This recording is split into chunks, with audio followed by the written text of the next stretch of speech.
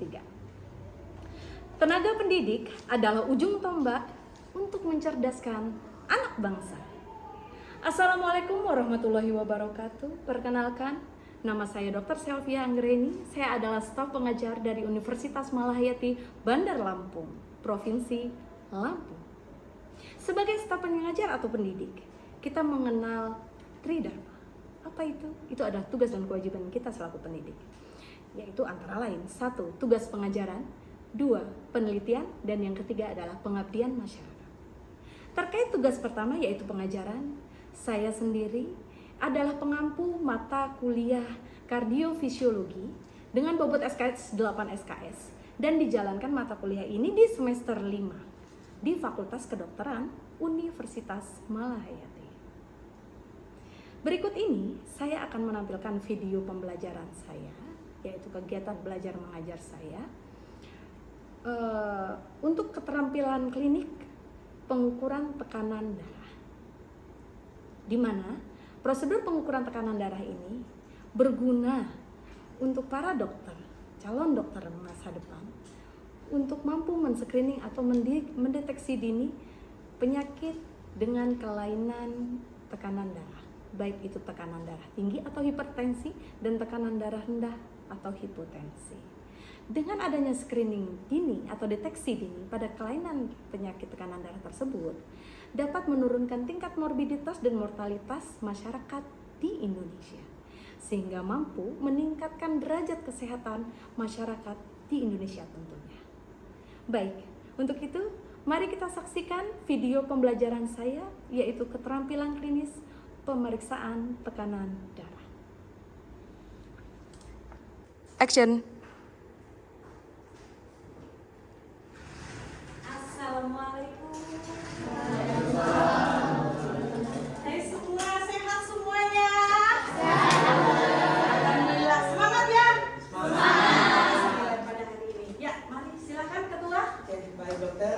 Sebelum kita mulai skill pada hari ini, marilah kita berdoa menurut agama dan kepercayaan masing-masing. Berdoa dimulai. Berdoa selesai. Baiklah, bismillahirrahmanirrahim. Assalamualaikum warahmatullahi wabarakatuh. Waalaikumsalam warahmatullahi wabarakatuh. Selamat pagi adik-adik semua. Pagi. Sudah pada sarapan apa belum? Hari ini? Sudah. Apakah lengkap kelompok ini? Hari ini datang? Alhamdulillah. Baiklah, pada hari ini berjumpa dengan saya, mungkin ada yang lupa atau belum kenal. Saya memperkenalkan terlebih dahulu diri saya. Perkenalkan, nama saya Dr. Selvia Anggreni. Biasa dipanggil Dr. Cipi. Siapa? Dr. Cipi. Cakep. Berarti kalian sayang dengan saya karena panggilannya panggilan saya.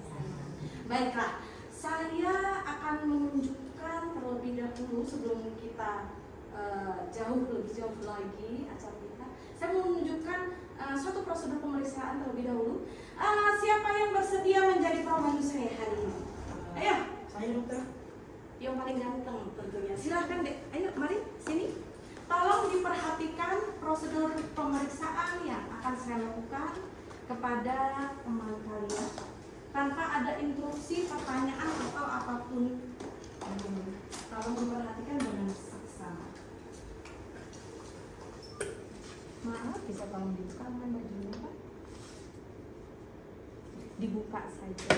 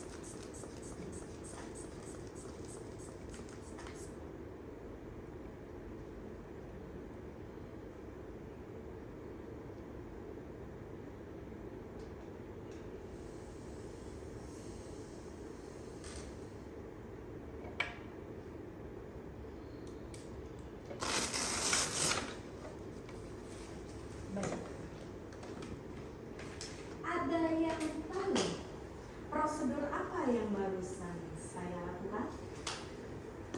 Yang kedua, Prosedur pemeriksaan tekanan darah, dokter. saya mau tanya lagi, alat apa yang saya pergunakan untuk melakukan prosedur ini? Alat apa saja? Ya, yang ujung ini sudah tidak sabar sepertinya. Tensimeter, dokter. Tensimeter atau namanya Spigmo. Kemudian apa lagi yang kedua? Ya, pintar stetoskop. Sekarang saya tanya, pastinya sudah belajar dong semalam di rumah semuanya? Untuk apa sih dilakukan prosedur pemeriksaan tekanan darah? Ya, Untuk satu. mengukur tekanan darah pada pasien. Tentunya untuk mengukur tekanan darah pasien. Akan tetapi makna di balik itu kalian harus memahami kenapa kita perlu melakukan pengukuran tekanan darah pada seorang pasien.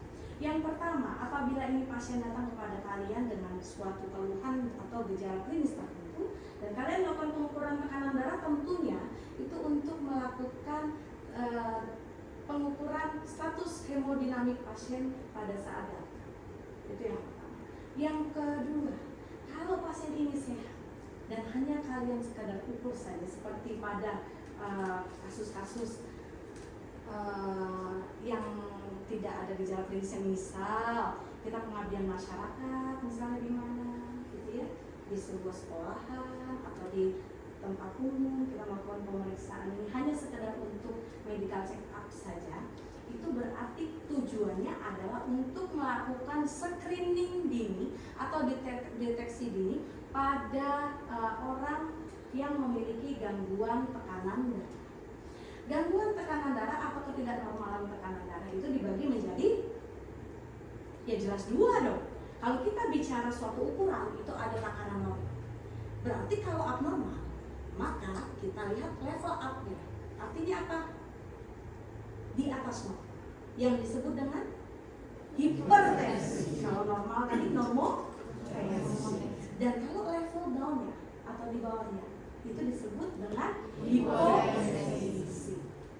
Maka kalau kita bicara kelainan, kita akan berbicara level up atau down. Itu apa? Di atas rentang normal dan yang di bawah rentang normal. Dikarenakan apa? Kalau kondisi tekanan darah seseorang di bawah level normal itu dapat menyebabkan penurunan perfusi ke jaringan atau ke sistem organ tubuh manusia yang bisa menyebabkan gangguan tentunya karena hipoperfusi. Sepertinya sudah kita bahas di lecture ya itu ya. Nah kemudian kalau kita bicara hipertensi atau levelnya up dari normal, berarti resikonya apa ini? Penyakit apa? Stroke 1, 2, apa lagi? Serangan jantung dan lain sebagainya ya. Tetap kerusakan organ. Kita bicara hipertensi. Nah, ini pasti harusnya sudah belajar ya. Tadi malam sebelum datang ke sini nih. Untuk menentukan range hipertensi sendiri, kita ada ketetapan yang kita pakai. Yaitu apa? GNC. Kalau beberapa tahun lalu itu GNC 7, sekarang sudah pakai GNC 8. GNC 8. Yo, sekarang ada yang tahu. Kalau kriteria hipertensi stage 1 atau stadium 1 berapa tekanan darahnya?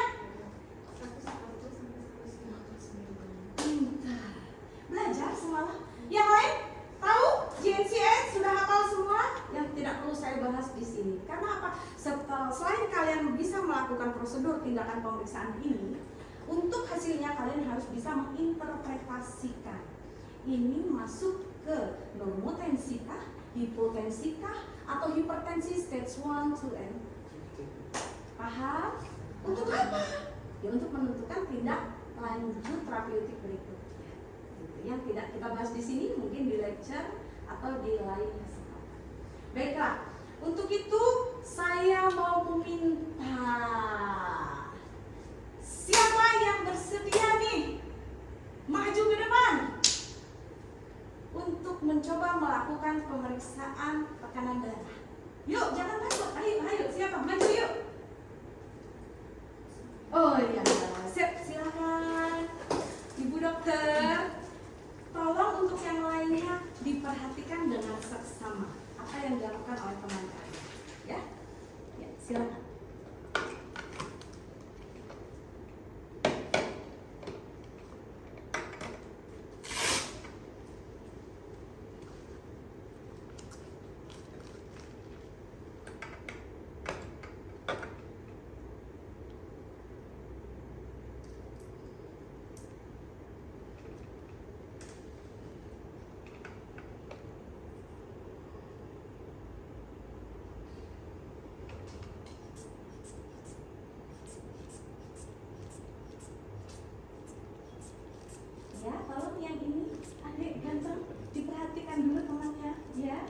Jangan sibuk sendiri.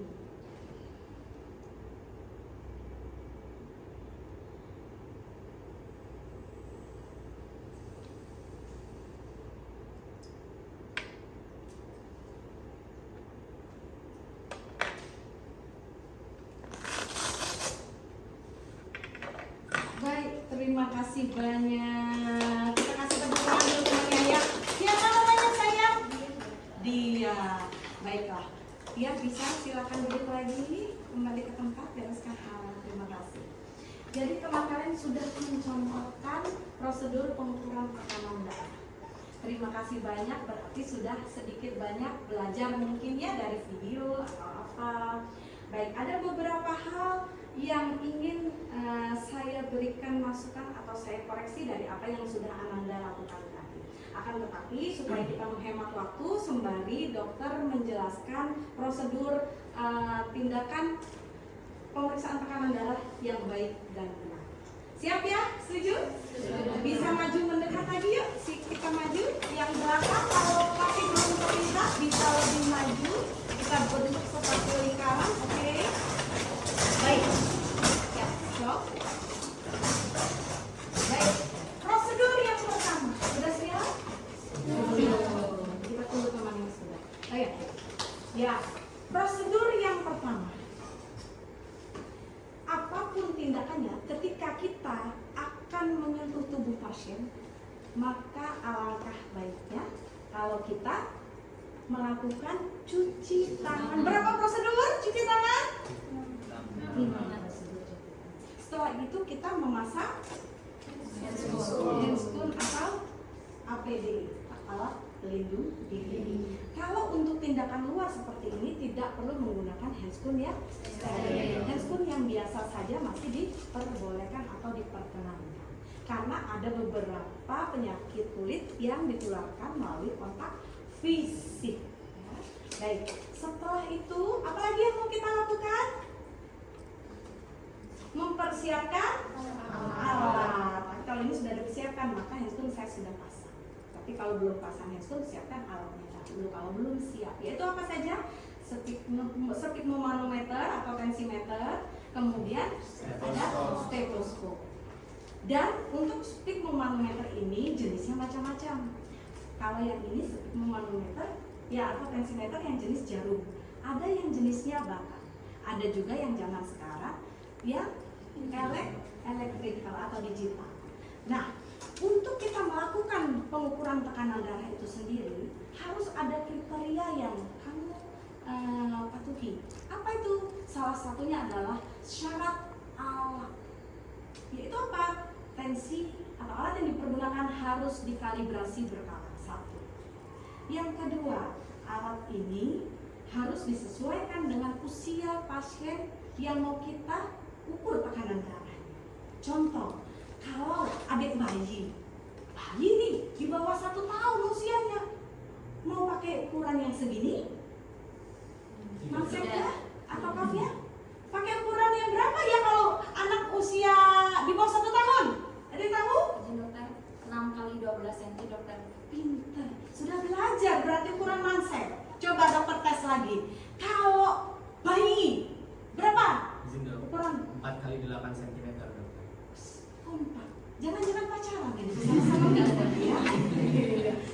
Pinter ya. Yang lain untuk yang lain sudah tahu, sudah mengetahui, sudah hafal atau belum? Ada yang belum tahu ukuran manset berdasarkan usia?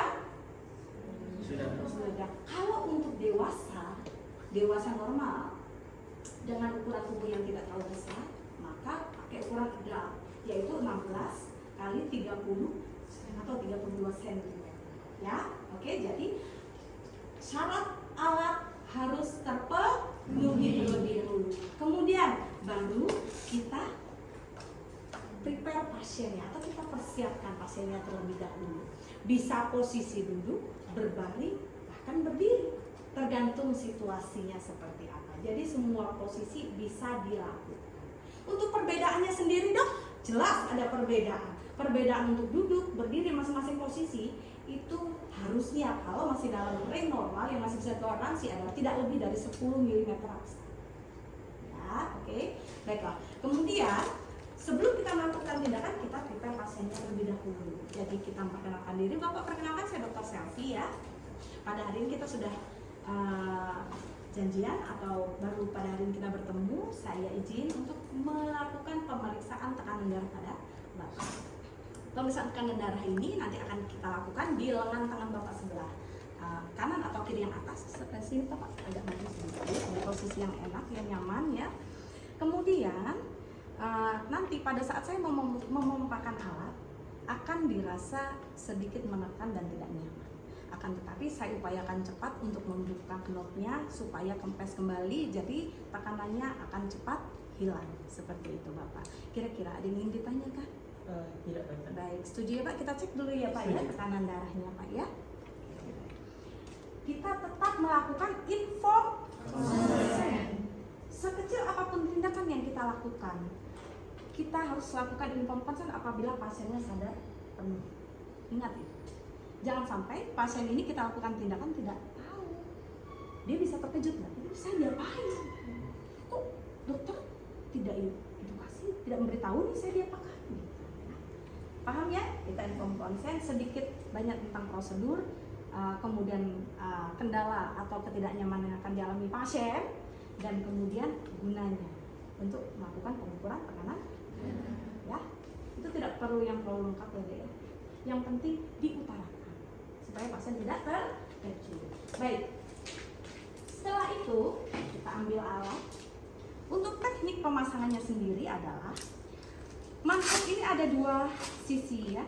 Di sini ada sisi halus yang sejajar dengan kedua selangnya. Kemudian ini posisi kasar. Dan di sini untuk pasien sendiri ada dua posisi juga, yaitu posisi ventral atau anterior dan posisi lengan posterior. Maka posisi lengan harus kita buat posisi anatomi seperti ini ya. Jadi posisi ventral menghadap ke pemeriksa. Lalu manset kita pasangkan di lengan tanpa adanya tahanan. Kalau bisa, ini artinya tahanan apa? Jangan ada bantalan di bawah manset. Manset harus menyentuh kulit langsung.